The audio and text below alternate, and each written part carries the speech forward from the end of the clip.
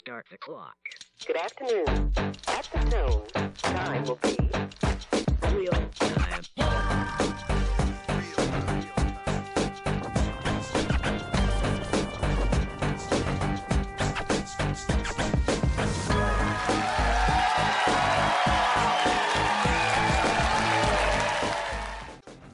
I can't help but perceive a constant and also very consistent refrain coming from the French, or perhaps more aptly put, the Quebec side of this issue. This refrain maintains the familiar dubious distinction of having its very own extremely poignant whiff of an anti-everything but the French language and the French culture tone to it, whether it be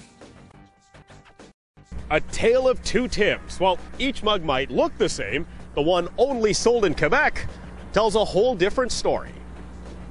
All pan-Canadian images, from the Rocky Mountains to the CN Tower, are removed from its mugs sold in Quebec, where you'll only see the Chateau Frontenac, the Olympic Stadium, and the Biodome. Say that the lady told me, oh, go back to your country.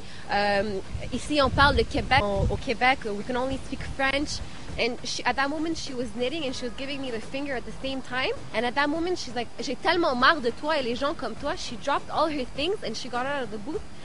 And literally, she had me in a headlock and she was just punching me.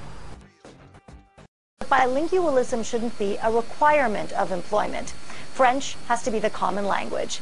Ask an Anglo about language tensions on public transit, and you might hear something like this. I'll be lost and ask a question, they wouldn't answer me. They refused to answer me in English. An older lady got on and the driver wouldn't answer her. He said he only speaks French.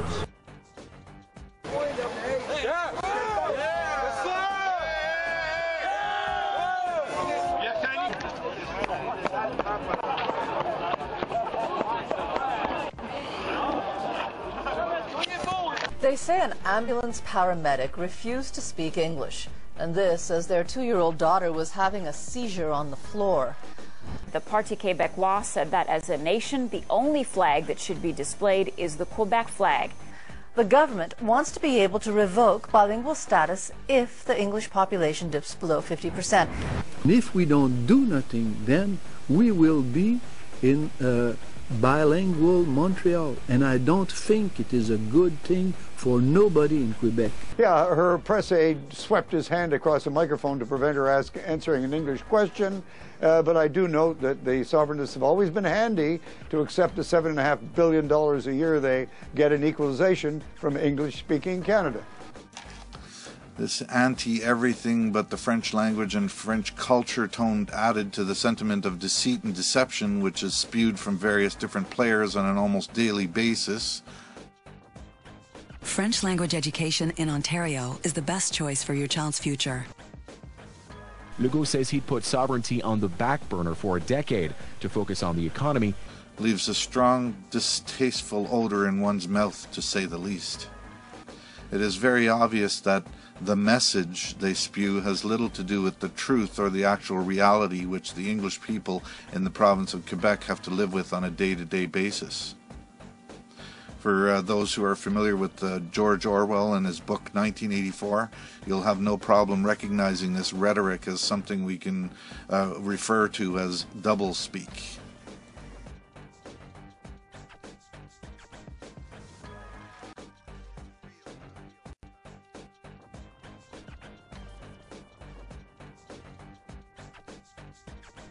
If they want to choose a party which has been very open to the English community, which have respect the English community, I think that is the Parti Québécois.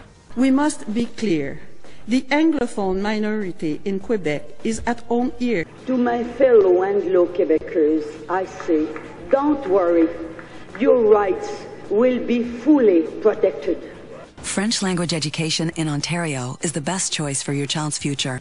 Marois says Ottawa has been mistreating Quebec for years.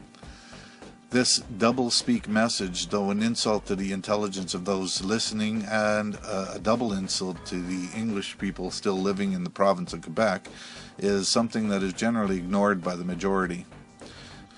The simple reason most ignore this is because the English and the rest of Canada have resigned themselves to accepting the whole idea that the French have laid claim to the province of Quebec.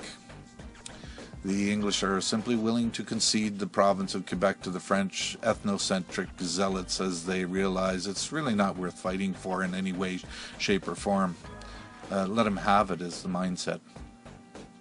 However, having accepted this and turning over the province of Quebec is one thing, but now it seems the French are trying to reach out and use the same tactic outside the province of Quebec as well.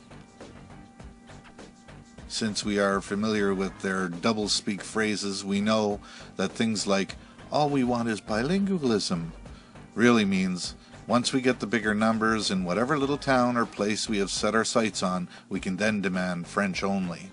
Si on n'impose pas une langue commune, on va mourir. Le bilinguisme pour les francophones, c'est la mort. Just as they have done in central Ontario and in several small eastern Ontario towns, not to mention what they're doing in New Brunswick right now as well. We can no longer allow this doublespeak style smile in your face saying everything is okay while they take over to continue. It's time to take a stand. Using these example that they've shown us, the French have made it very clear that bilingualism cannot work. They want no part of it. They want nothing to do with the English language, the English culture, or the English people.